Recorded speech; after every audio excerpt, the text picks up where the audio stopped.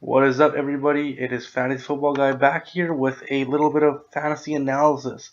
So today we're going to be talking about the Ezekiel Elliott drama.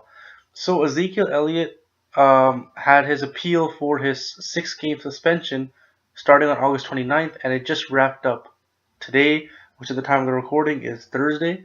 Um, and with that, what I have to say is I am an Ezekiel Elliott owner in a fantasy keeper league. It's actually my main keeper league, which I'll be recording and showing you guys how the draft goes. So my keepers are David Johnson, Ezekiel Elliott, and Michael Thomas in a 9-team half-point PPR league.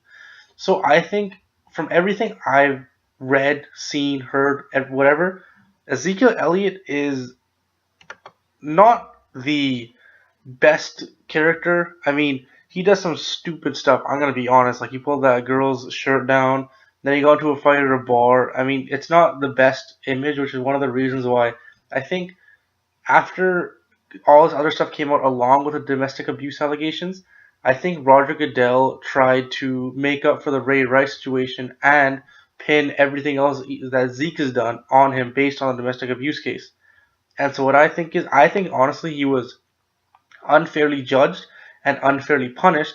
And if you read a recent report, which I actually read, was that one of the NFL's main investigators actually stated that she does not think Elliott should have been suspended, and that only came to light today, actually, which is funny enough. It only came to light when Ezekiel Elliott's attorneys and lawyers actually dug out and found that.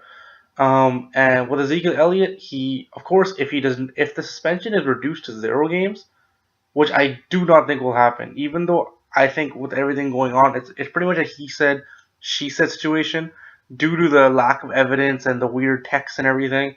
I think that it will get reduced down to 4 games. That's what my thought is. It's weird though because you think it'd be an all or nothing, either you hit someone or you didn't. Um, I mean, some people think it's kind of controversial.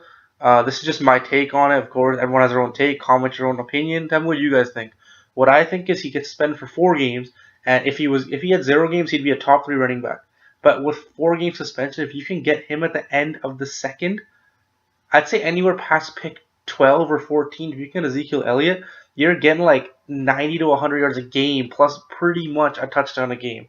So in 12 games, he could easily have 1,200 yards and 10 to 12 touchdowns. That's so consistent. That's so good.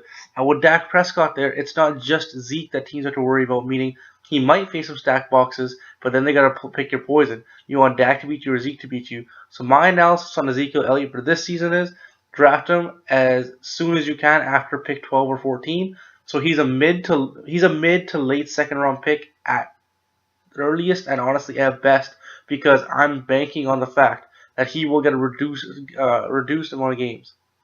So thank you guys. That's a video, and like, comment, and subscribe. Peace.